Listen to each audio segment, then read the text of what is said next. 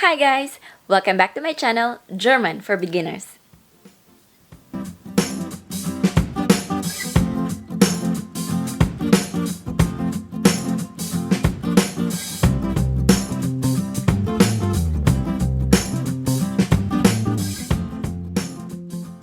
In German, we have 4 cases.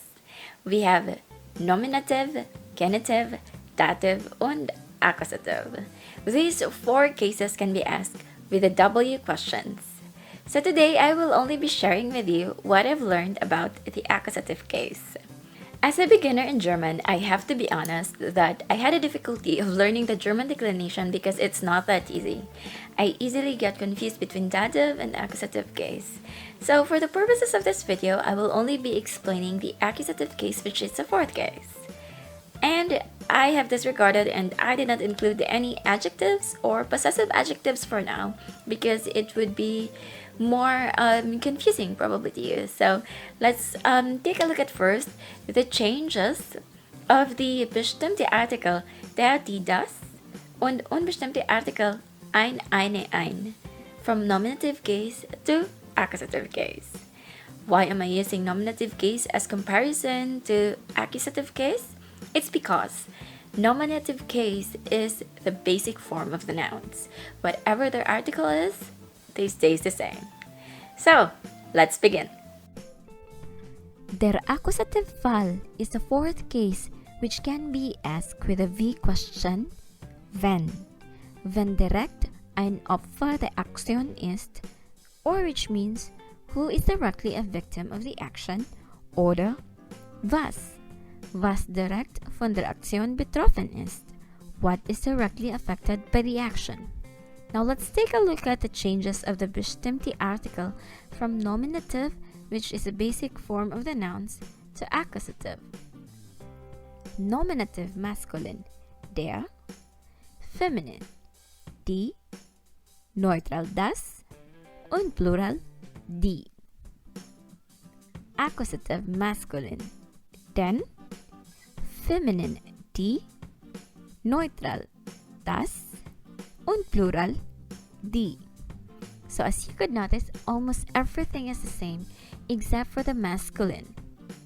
So from there, it becomes den in accusative. Now let's add an object to this deutsche article. Der Mann, die Frau, das Kind, die Kinder. Accusative, den Mann, die Frau, das Kind und die Kinder. Wir haben auch unbestimmte Artikel in der deutschen Sprache. Und nominative masculine, ein, feminine, eine, neutral, ein und plural, keine or nothing at all.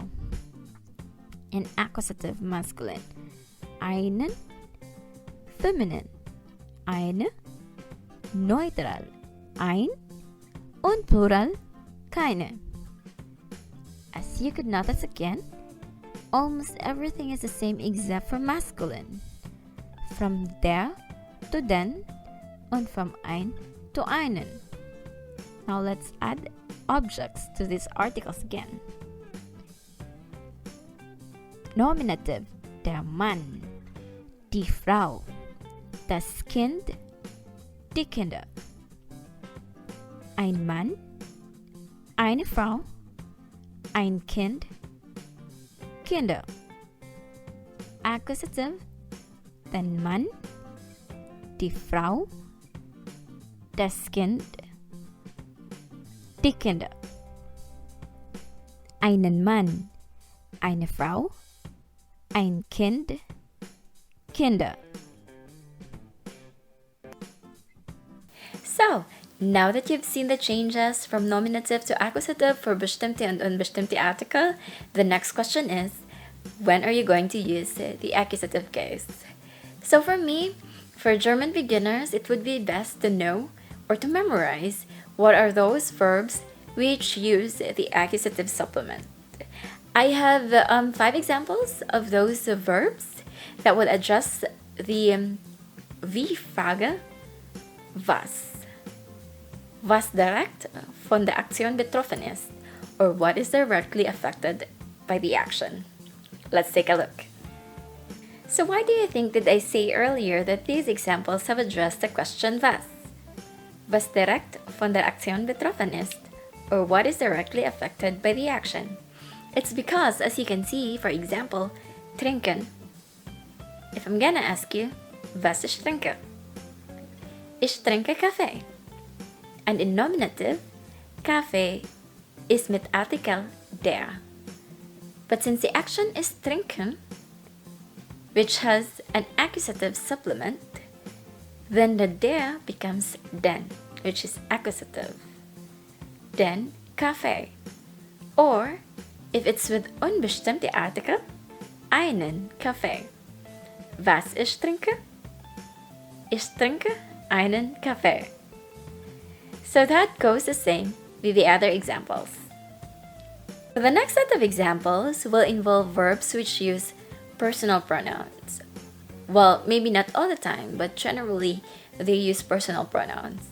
So I will be presenting to you the accusative case of the personal pronouns. And this will be able to address the Wie-Frage wenn. Wenn direkt ein Opfer der Aktion ist, or who is directly a victim of the action. So, here they are. Ich mich, du dich, ihn, sie, es, wir uns, ihr euch, sie. Now here are the examples. Hören. Hörst du mich? Do you hear me? Abholen. Ich hole dich am Flughafen ab. I'll pick you up at the airport. Fragen. Ich frage ihn. I am asking him.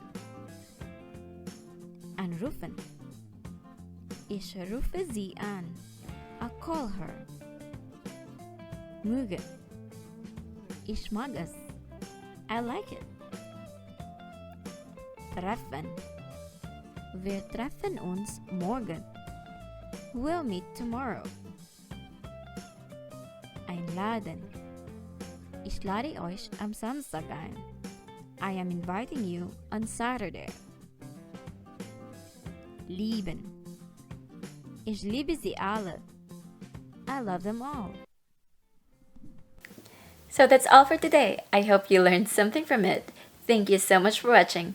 If you have any comments, suggestions, and reactions, please feel free to leave a comment anytime. Please don't forget to like and subscribe. Thank you so much for watching. Bis zum nächsten Mal. Tschüss!